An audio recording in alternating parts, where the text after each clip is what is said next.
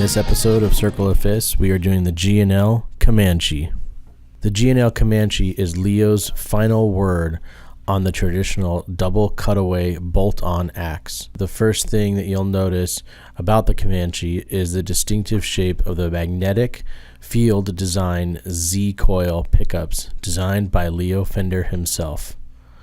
These pickups deliver a bright and sparkly top end while offering a robust bottom end, all without any 60-cycle hum.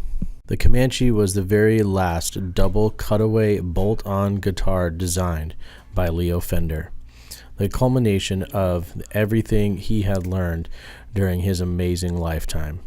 And now it's available at a price within reach of every working musician. Construction: bolt-on neck. Scale length is 25.5 inches. Pickups are Leo Fender-designed G&L MFD Z-Coil, hum canceling, made in Fullerton, California. Body wood is mahogany. The neck wood is hard rock maple with Brazilian cherry fingerboard. Neck width at the nut is 1 5/8. Neck radius is 12 inches. Neck profile is a medium C. Frets are 22 medium jumbo nickel frets. Tuning keys is 18-to-1 ratio. Bridge is Leo Fender designed G&L dual fulcrum vibrato. Controls is a 5-position pickup selector, volume treble bass, PTB system, push-pull expander on treble pot, enabling additional pickup combinations of neck plus bridge or all three pickups together.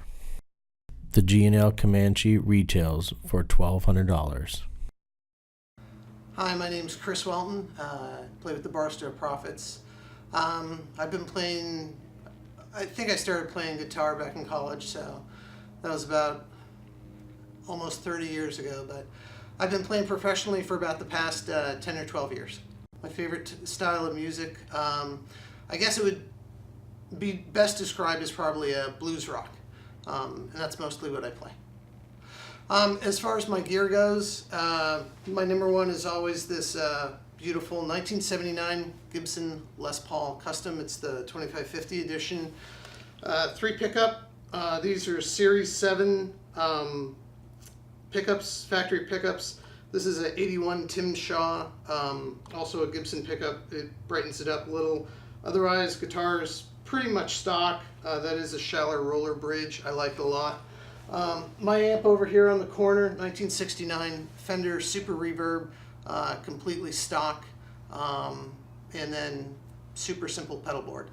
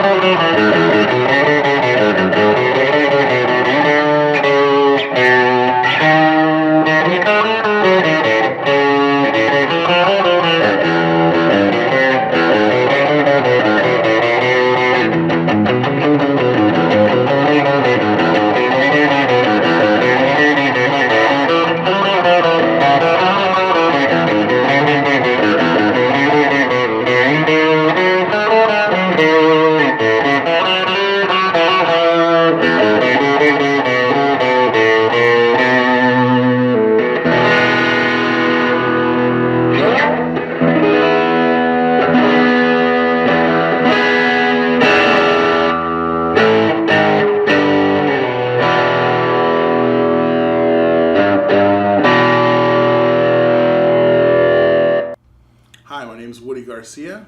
I've been playing guitar for about 20 years or so. My favorite style of music is funk and soul. Gear I'll be using today, 2012 Fender American Select Telecaster with a twisted telly and in the neck and a Texas Special in the bridge. My amp I'll be using, Friedman Dirty Shirley Mini with a 10-inch Celestion in it.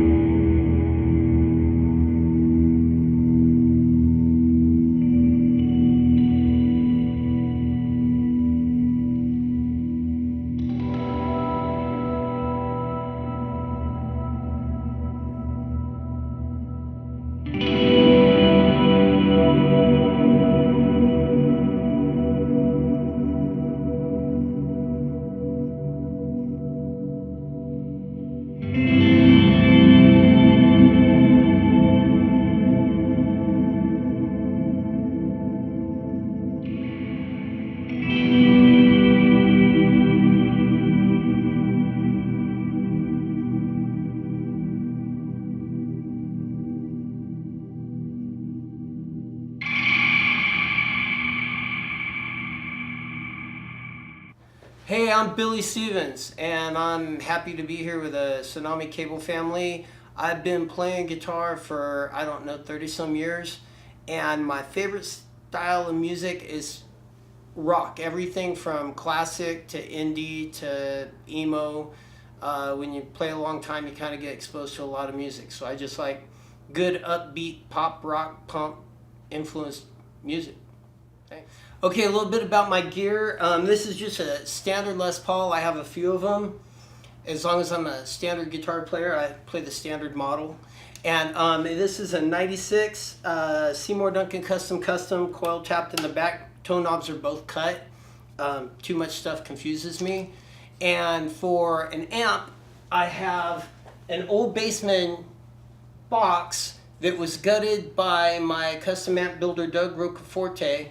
It's built as a 1953 Fender Tweed with a gain stage in it, all new old stock, it's still 50 watts, and into a Marshall Vintage 412 with 25 watt greenback Celestions. And it's a cool rig, I dig it.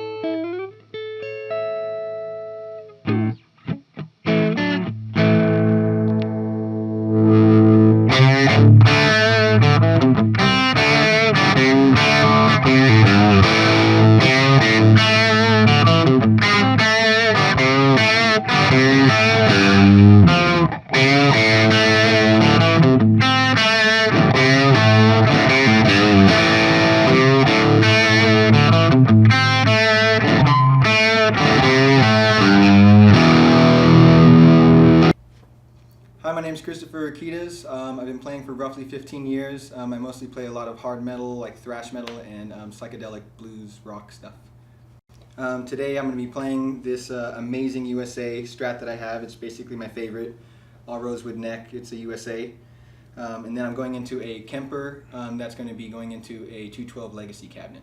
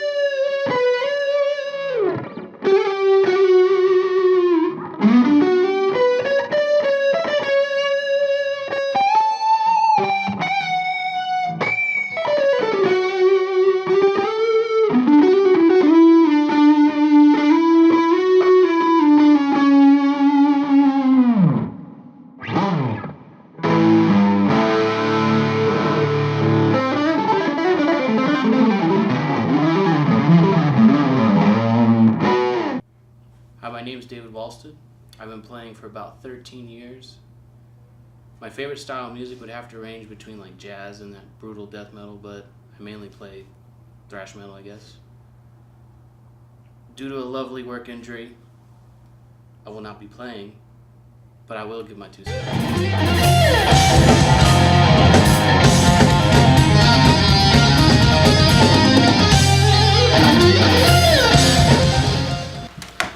All right, guys. So we've got the G&L Comanche, and so what did G&L actually was kind enough to lend us this to use. So it's nobody's guitar here, which is kind of cool for us. You know, I mean, that we're all nobody. It's not anybody's personal pet.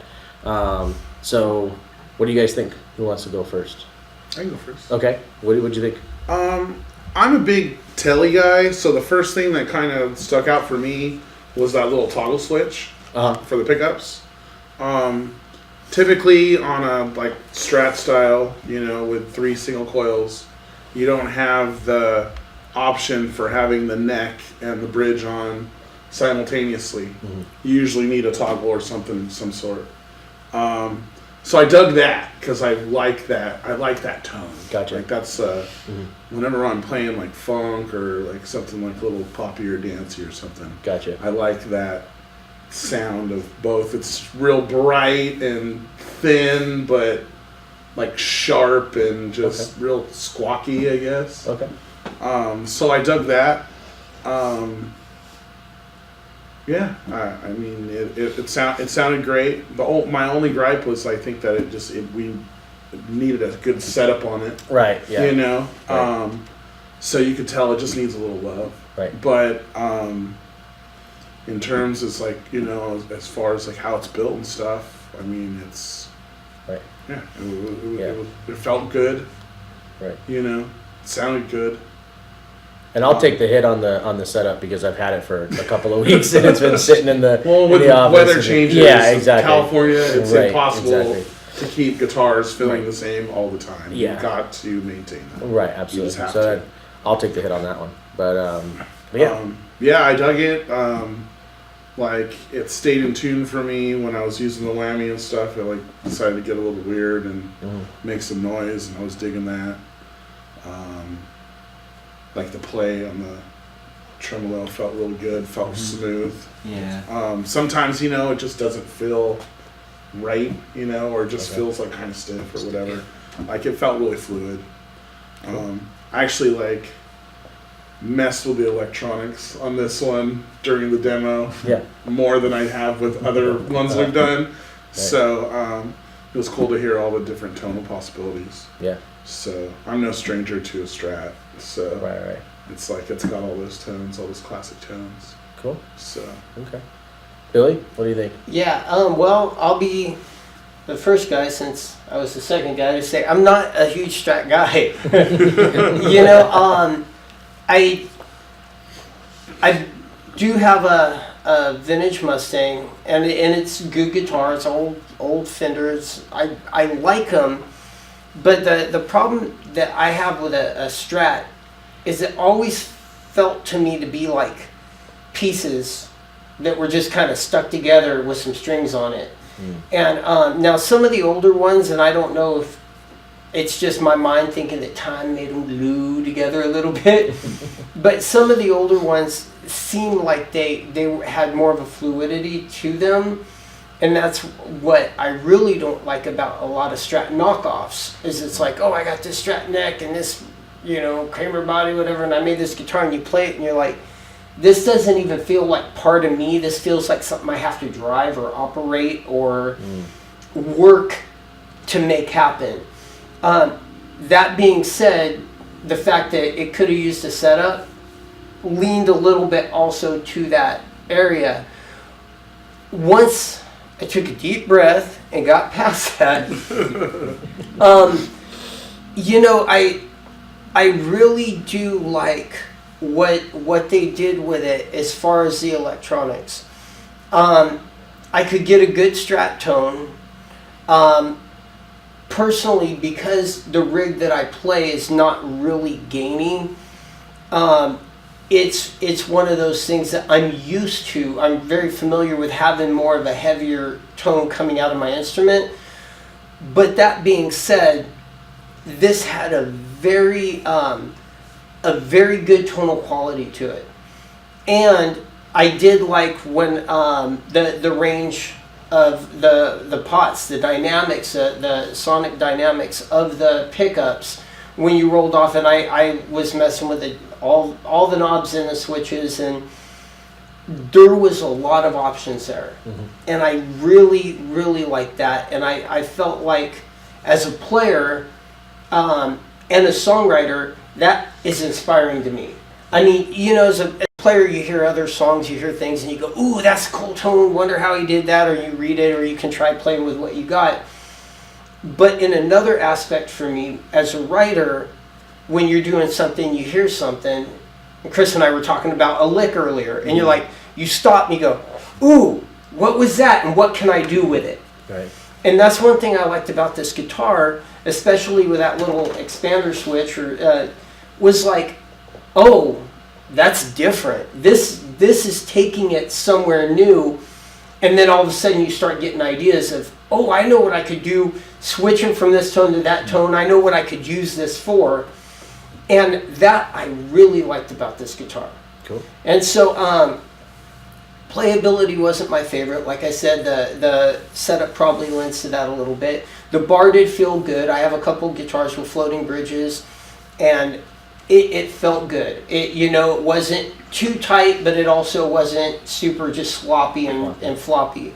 So, but I really liked the tonal range, because that made me actually want to do something with this guitar.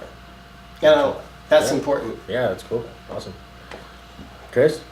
My favorite thing about it was probably just like the overall kind of feel of it. I know it did need a setup, but I just enjoyed just kind of walking around, having fun on it. And the bar was super liquidy. That was probably my favorite thing, actually, is the bar. But yeah, I don't really have any complaints on it or anything. It was just a really good classic Strat. Had a lot of fun on it. I actually I messed around with all the pickup options and everything before we were filming, and then just thought the neck sounded the best and kept it there for the whole demo. And I was like, after the demo, I was like, we didn't film that part, but I did like the sweep of it. The bridge pickup was pretty damn fun to mess up with, or mess around with. I just didn't film any of it, but yeah, pretty fun guitar. Chris? Well, my first impression was it's a super high quality instrument. Right. I think it's really well made. Just looking at, the bridge, looking at the, I'm always looking at the joint between the neck and the body, the fit, the finish, where they paying attention to detail, and I think they did a great job. That said, sometimes you pick up a really high quality instrument and it's just not for you. Right. For me, the ergonomics, the placement of the knobs, and especially that 5-position switch on a Strat, I don't play them, and I can't play them because on my downstroke, I hit the 5-position switch, and it always goes to the bridge pickup, and it stays there for the entire night. And that's just, I just need the toggle switch up here on the top. When you're doing Pete Townsend windmills all day. Of course, you're gonna hit the switch. Get down with it. And then the other thing that's not, the other thing that's not consistent for me is I always play a fixed bridge guitar. I don't, use the whammy bar. It's just not in my wheelhouse. And having the output jack on the face of the guitar is also a little strange for me. So with that said, do I own a Strat? Yeah, I own two, and I use them for recording because they have that Fender Stratocaster sound, which you need on albums sometimes. But I almost never gig with them because it's just not a natural feel for me. This guitar does have beautiful body contour on it. I played it sitting in the chair, and the way that they shaped it on the high side here where it cuts in, and also the slope of the bottom corner. You know, we were talking about rubbing your forearm. Yeah. When you play, this guitar is smooth as butter to play, sitting, and I would imagine standing up too. So it's got a lot of fantastic things going for it. Just not necessarily the guitar for me, but I was really impressed with it as a product. Awesome. Dave? So from hearing everyone play it, tonality-wise, it sounded really good. Everyone was kind of able to bust something out that sounded great. Yeah. I kind of picked this guitar apart a little bit, and I couldn't really find anything wrong with it. The fret, the sides are very smooth. The fingerboard roll is like consistent throughout. There's no sticking at the nut or even vibrations on this other side. The body radius actually doesn't have any crazy flat spots. Sometimes some Fenders have like a weird flat spot, either on the bottom part, Yeah. on the top part here. So I think overall it was a really well-built guitar. Cool. I also wanted to point out, you just reminded me, I like how quiet it was. Even when I had like 5 or 6 pedals, because I went like reverb, chorus, overdrive, roto, and like compressing, and it was just Everything all on. Yeah, and it was really clean. I liked it. Everything on. Yeah, it was just crazy. Maxed But yeah, there wasn't any like extreme feedback or like fizzing out sounds, or just, you know, a lot of guitars like you find all the flaws when you have to put it in high gain situations. And yeah, I noticed it was really quiet. I wasn't expecting those pickups to be as hot as they are. Like, because they are Yeah. humbuckers, you know, like they just have that trippy Z-shaped design. Yeah. So, yeah, it was pretty beefy, chunky, Yeah. you know, sounding output on it, and yeah, it sounded good. Cool. Anything else on it? And we'll go over price and whether we would like to pick it up. Anybody else have any other comments, concerns, anything like that? Anything they'd... I wouldn't mind owning one. I mean, I would definitely probably buy one in Okay. the future. Yeah. Yeah, so what we could find where it retails right around $1,500, give or take $100. Yeah. And brand Which new. is about right. Yeah. You know, So for an American-made. yeah, and this is the Comanche. This is their American-made version. Put some Sirs in it. And yeah, so you know, nice American-made guitar. Chris, you said you'd probably pick one up, maybe. Yeah. Possibly. Definitely. Okay. I'd probably get either something like this, or if they had just like one really off-the-wall crazy color, just to have the one cool, you know what I mean, kind of fun guitar, and then the other like Strat will just stay like classic blue or something, you know. If I was looking for a Strat, if I had to replace one of mine, I would absolutely consider this. I would look for one that had that was a hardtail, if they make one. I don't know if they do. And the other thing is, I would look for one that didn't have the toggle switch. Just because, again, for me, that sort of makes my right hand, you know, feel crowded. I understand the versatility and I understand the theory behind it. Like, I totally get it. But for me, I think I would, those would be the two issues for me. But I would easily say it's absolutely on par with any Fender that I was looking at. So, yeah, nice guitar. Cool. Yeah, I noticed that now. I was like, oh yeah, you could pretty easily. And this is sort of Billy? I know you're not really a Strat guy. You know what? I actually wouldn't mind having a Strat, and I don't. Like I said, I got an old Mustang. It kind of works. It's got the old Fender single coil pickups, and I can, you know, maple neck. I can get that out of it. I have no complaints with this guitar, but if I was going to go shopping in that price range, I would probably broaden my scope a little bit to see what else was out there. If I could find something like this, like at the grand mark, I'd like $1,000, I'd be like, oh, heck, that's a sweet deal. Right. I just personally, if I'm gonna go there and this is my price range and I play this guitar, I'd be like, this seems worth it. What else is in that range that I could shop a little bit more for? Right. And so, you know, I don't think the price point's high, but it definitely would make me be inclined to actually see what the competition was, instead of just like with the some of the other guitars that we've seen. I'm like, this is a great price for this instrument. Right. I think that's a fair asking price, but I think, you know, I would be inclined to look around to see what it is. But like I said, the thing I liked about it was it had some options that inspired me to want to be creative. Right. So I could see that being a good guitar in the studio, Right. but not necessarily something I drag out on the road with me. Absolutely. I understand that. Woody? If I didn't already own Yeah. so many 15 Strat cents. style guitars, because they're collecting, it's like they're multiplying. Like they're reproducing. On their own, without, yeah. Yeah. Feed them after midnight. Yeah, serious. Yeah, that's really the only thing. It's like, for me, like when I'm shopping for guitar, it's like, I guess it's got to fill a certain role in my arsenal of guitars. Right. You know, so for me, like kind of the same situation I've had with some of the pedals we've demoed too. It's Right. like I've already got something Right. that Does fills that. that role. There's got to be a reason. There's got to be a reason why you're buying it. And, Yeah. and so, you know, not just, oh, I don't have one of these yet. It's there's got to be Yeah.